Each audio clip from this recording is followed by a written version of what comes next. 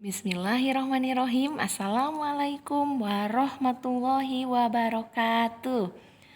Sampurasun. Kumaha damang sadayana? Alhamdulillah, hatur nuhun pamidaramang mah. Teu karaos dinten ayeuna mangrupikeun pertemuan katujuh urang dina pangajaran basa Sunda.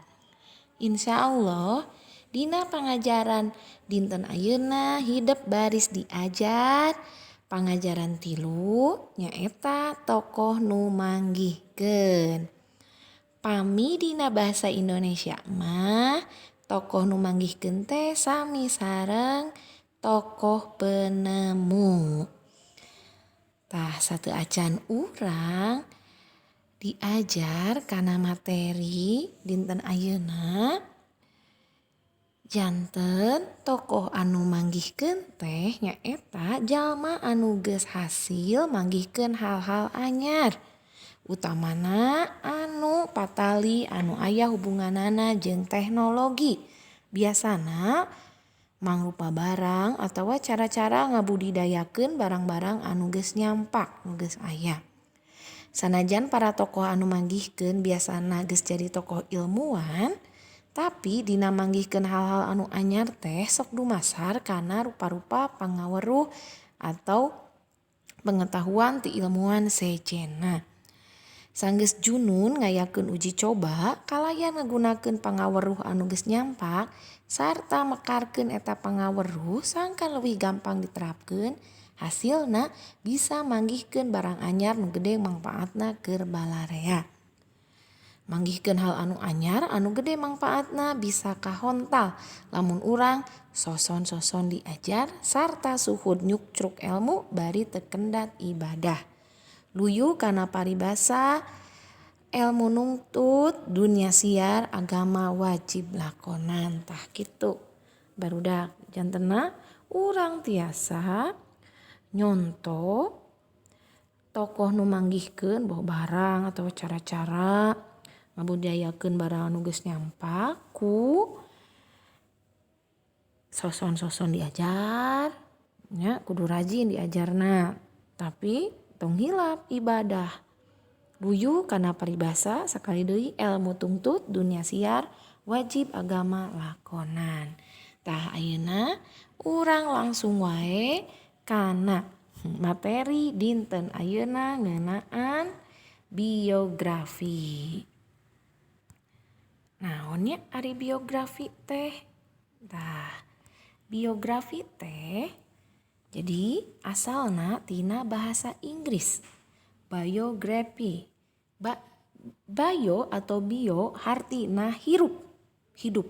Jeung grafi hartina catatan atawa tulisan.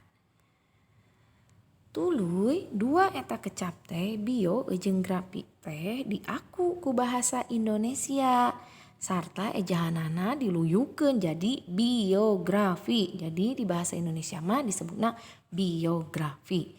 Kiwari kecap biografi teh geus bisa dipake ku urang Sunda. Jadi geus bisa dipake ku urang. Pikeun naon? Nuduhkeun, nyebutkeun lalakon atawa riwayat hirup hiji jalma. Jadi lamun hidup maca riwayat hirup hiji jalma atau ngadangukeun eta teh namina biografi. Tah, biografi teh aya nu disebut autobiografi atawa autobiografi nyaeta catatan sajarah hirup hiji jalma anu ditulis atawa dicaritakeun ku dirina sorangan. Jadi aya nu namina autobiografi salian tina biografi. Pami biografi mah riwayat hirup hiji jalma, lamun autobiografi mah riwayat hirup hiji jalma anu ditulis ku dirina sorangan. Tah eta autobiografi. Contoh biografi, contohna ngeunaan riwayat hirupna Nabi Muhammad sallallahu alaihi wasallam eta mah biografi. Naha da ditulisna sanes ku Nabi Muhammad tapi ditulisna ku batur. Tah, contoh autobiografi mah ngeunaan autobiografi kahirupan wakil presiden urang mantan wakil presiden nyaeta B.J. Habibie anu satuluyna dipilmkeun jadi Ainun Habibie. Tah eta contoh autobiografi mah. Urang lajengkeun deui. Biografi teh nyaeta karangan ngeunaan sajarah hirup atawa pedaran. Sami wae sareng karangan ngeunaan kahirupan hiji jalma ti mimiti dilahirkeun. Jadi dicaritakeunana ti mimiti lahir tepi ka kolot. Malah tepi ka mangsa eta jalma nu dicaritakeun dina biografi teh tilar dunia atanapi maot ngantunkeun. Dina biografi oge sok dicaritakeun pangalaman suka bunga, sukacita atawa pangalaman susah tur sedih nu kungsi ka sorangna. Jadi salian nyaritakeun riwayat hirupna nyaritakeun oge pangalaman suka bunga, sukacita, susah, sedih yang pernah dialami oleh si tokoh dalam biografi itu.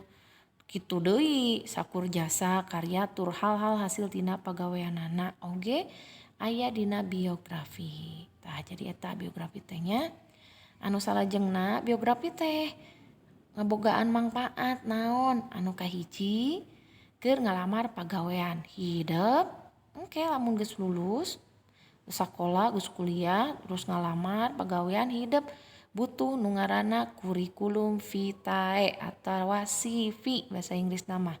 Naon riwayat hidup tah sami sareng biografi. Tah keur ngalamar pagawean. Nu kadua pangeling-eling kana jasa hiji jalma. Jadi memperingati jasa satu manusia. Jadi jasa tokoh biasanya. Nu katilu neureman kahirupan nu kungsi disorang ku tokoh dina biografi. Jadi mendalami kehidupan yang pernah dialami oleh tokoh dalam biografi. Anu kaopat nyonto segala kahadean anu kungsi dipilampahna. Jadi biografi teh boga mangpaat urang bisa nyonto semua kebaikan yang pernah dilakukan oleh tokoh dalam biografi itu. Nu kalima nurutan lengkah usaha nu kungsi dilaksanakeun enggoni ngahontal cita-citanya. Jadi mangpaat biografi anu kalima urang bisa nurutan naon wae nya langkah-langkah cara-cara anu pernah dilaksanakeun dalam rangka meraih cita-cita si tokoh dina biografi eta. Nu kagenep mah tah ieu minangka dokumentasi sajarah. Lamun ieu tokohna anu penting biografi teh jadi dokumentasi, jadikeun arsip sajarah. Anu insyaallah aya mangpaatna jeung moal leungit. Anu salajengna dina biografi teh ngabogaan unsur-unsur atawa bagean-bagean. Anu kahiji dina biografi teh aya ngaran lengkep. Jadi aya ngaran lengkepna, terus aya ngaran pondok atawa nenehna. Terus aya ngaran lalandianana atau jujulukana. Terus nu kadua aya tempat jeung tanggal lahir. Nah ada nyaritakeun tokoh jelema jadi kudu aya tempat jeung tanggal lahirna, iraha bulan lahirna tanggal sabaraha, bulan naon, tahun sabaraha, malahan malahirna poe iraha, ya poe naon. Tah nu katilu unsur biografinya eta dedeg pangadeg. Jadi secara fisikna kumaha, terus karakter atau pasipatanana kumaha. Nu kaopat, atikan di sakola atawa paguron anu kungsi disorang. Pendidikan yang pernah ditempuh di sekolah atau perguruan tinggi. Nu kalima, jabatan atawa pagawean anu kungsi dilakonan. Jabatan atau pekerjaan yang pernah pegang. Terus nu kagenep, lalakon hirup nepi ka sukses dina widangna. Jadi riwayat hidupna sampai sukses dalam bidangnya.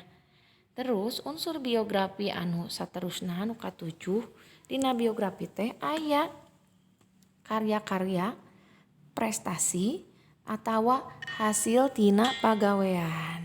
Terus anu kadalapan aya pamanggih ide, pamanggih teh gagasan. Ya, jadi aya pendapat, aya gagasan, jeung sikap dina nyangharupan kahirupanana. Jadi ada pendapat, ada ide, ada sikap dalam menghadapi kehidupan.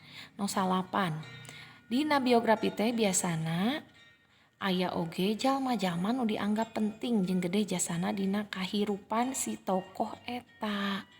Biasana dituliskeun dicaritakeun jalma-jalma anu dianggap penting jeung gede jasana, contoh keluarga. Nu 10.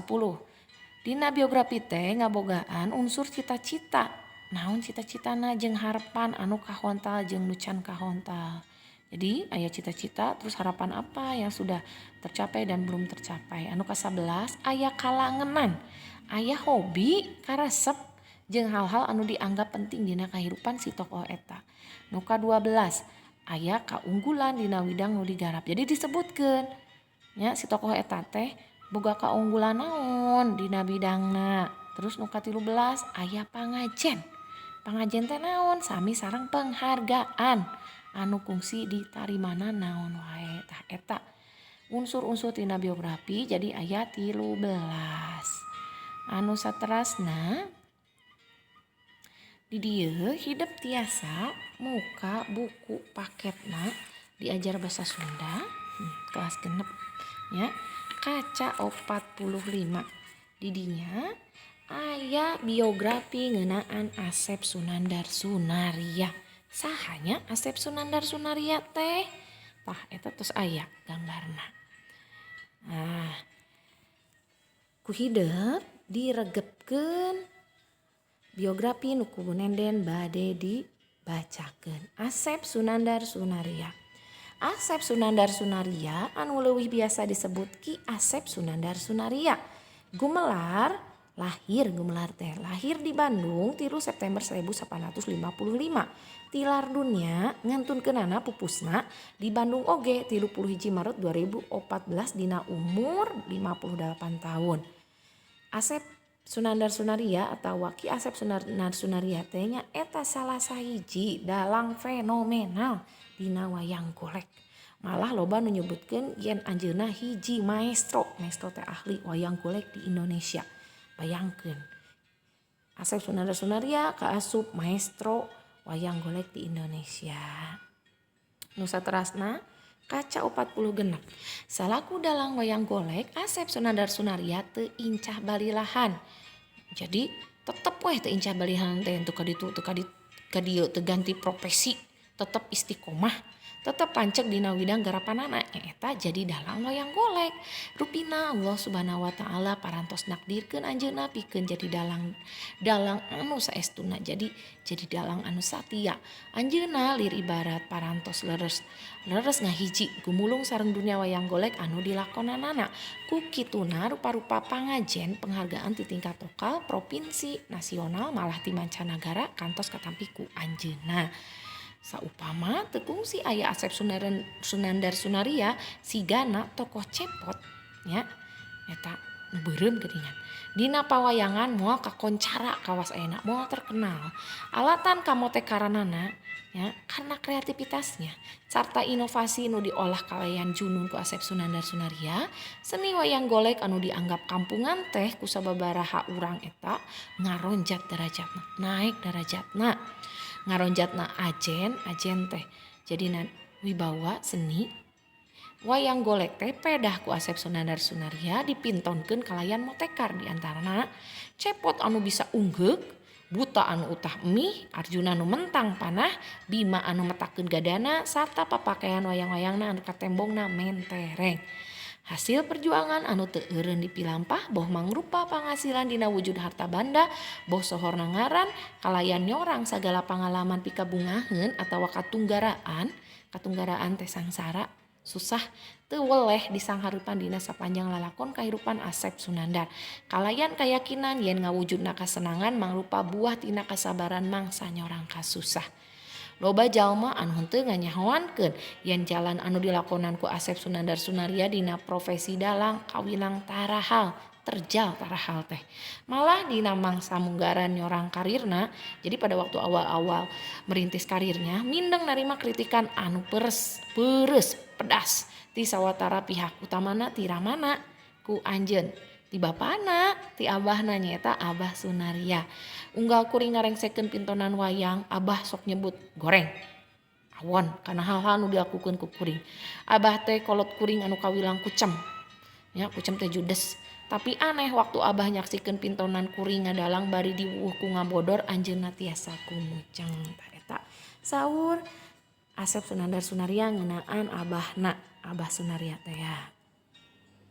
Teras pikeun kuring sakumaha peureusna kritikan ti Abah. Jadi buat saya ya, sebesar apapun bagaimanapun pedasnya tajamnya kritikan dari Abahnya itu jadi pupuk sarta pecut anu jadi pangdorong dina ngaronjatkeun kaparigelan. Jadi menjadi pupuk serta ya pecut.